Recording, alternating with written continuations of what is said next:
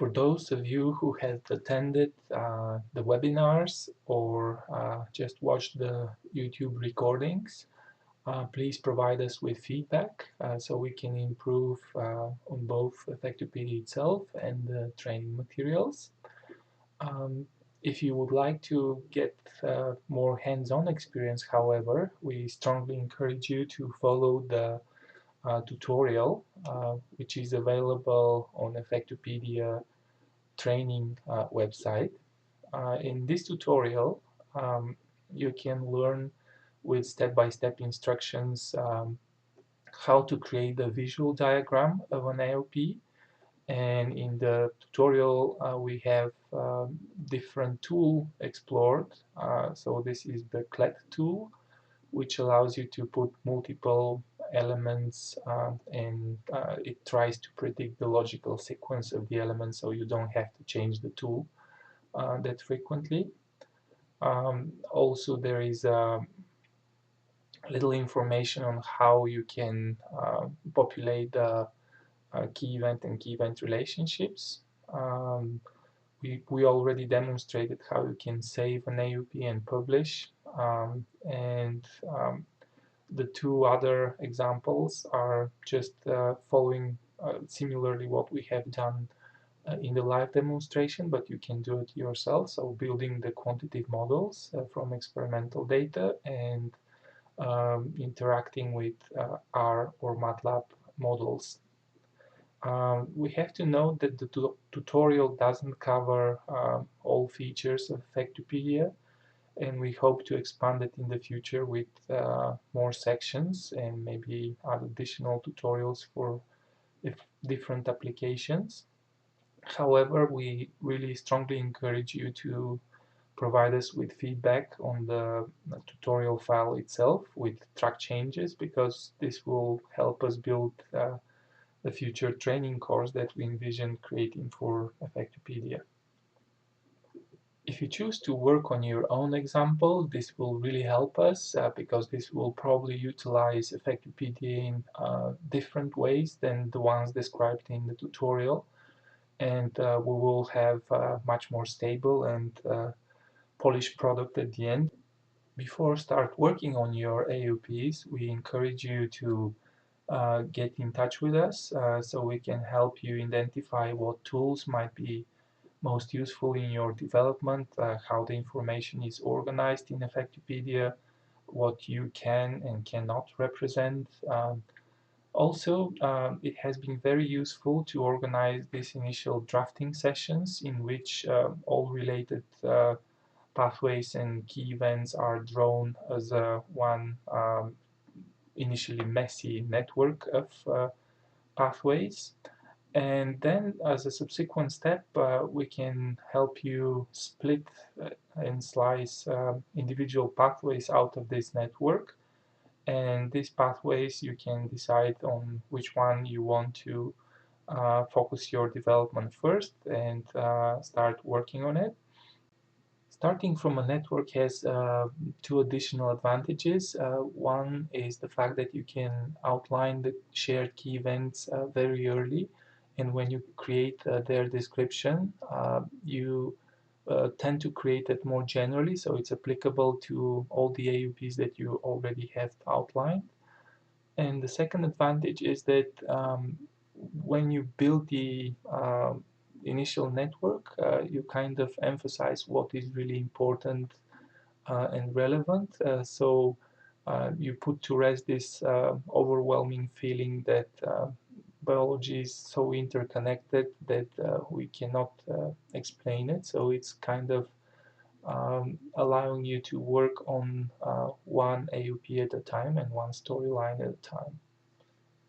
Finally, you can choose your workflow method, and we can advise you on what are the pros and cons of starting the development offline, so working from a file and interacting with your collaborators using this file. And when it gets to a certain level of maturity, you can publish the AOP or align it with your journal publication. And the second approach is to really start open from the very beginning and use the centralized database and publish everything online as soon as it's made, which has a different set of advantages that you might be tempted to use. I would like to point out a few ways in which you can identify bugs and report them. At the very beginning, since you're probably learning and beta testing at the same time, it is very hard to discriminate between the cases in which you are not sure that you know how to do something, and also the case where you know how to do something, but it is not the program is not behaved as expected. So in this, the tutorial could be very helpful, because there you should see the described sequence of steps and the expected results. So if you experience something different than the expected results, then you know that you're experiencing a bug. Also, if you already have used this sequence of actions successfully, and now it doesn't produce the same result, then you expect this to be a bug. Sometimes portions of the screen could remain blank or not completely repainted, which is a sign of a problem. But in general, if you use Effectopedia T version, you can look at the System Console tab, which is the red tab on the top, where error messages are shown. And if we go to Effectopedia program and just show you a case where this already has some information, um, you can see that the error message is actually preceded by this exception handled heading, which means that this error message is benign. In this case, this is actually something that is saying that we don't have image yet assigned for the structure. So if we don't have smiles, we don't have any image for the diagram, so it's okay. But in case there is no exception handled heading, then this should be alarming sign, and you should stop working and try to save your work as a file. Please don't publish this file, because it might be already corrupted and you're going to publish something into the centralized database, which is not very usable for the rest.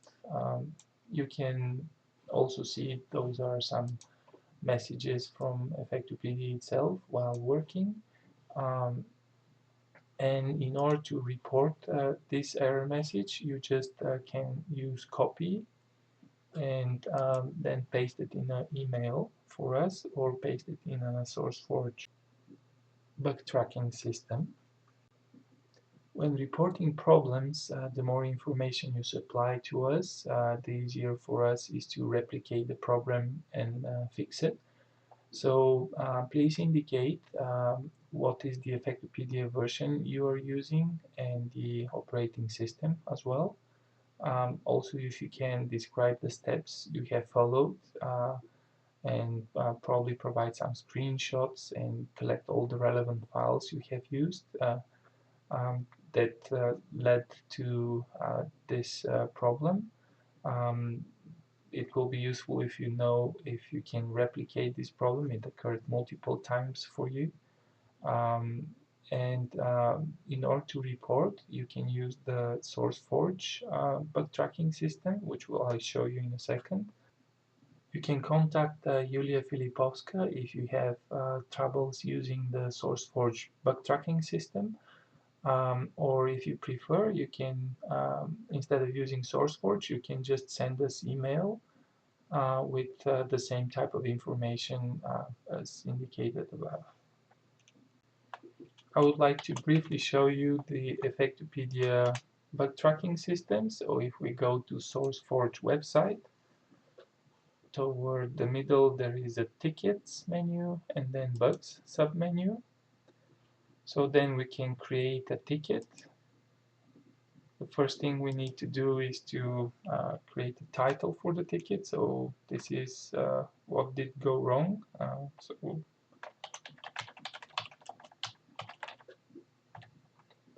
Then we need to choose the version of Effectopedia you have been using. In general, those are groups of versions, so we are after 0.9.85. You can leave the status as open, and we will select a person who is going to deal with the problem. Depending on how much you think this bug is stopping you from progressing, you can choose the priority for fixing. And here at the labels, you can add, for example, the operating system, the exact version of Effectopedia you're using, and some other labels if you're using, for example, R for simulation or things like that. Here you can provide the description. Most of the information is just plain HTML, so you can add tables, you can format it and do things like that. But screen captures and other files that are relevant, you need to attach here as attachment. And once you're done, you just click on save, and this bug will be entered into the system. If you choose to log in and create a login, then you will be able to also track the changes on this bug and see, receive a notification when the bug is fixed. I would like to conclude with a few final words. From the start, Effectopedia has embraced this open, community-driven development approach, which relies on all of you to put your passion and enthusiasm in shaping out the directions in which Effectopedia is going to develop. We are building a tool in the field of quantitative AOP development, which is still in a phase of rapid development. So we try to design simple solutions, but yet universal enough that they can be used in many cases. However, don't look at them as something fixed, but rather as something that will constantly evolve with our understanding and knowledge how to do things better.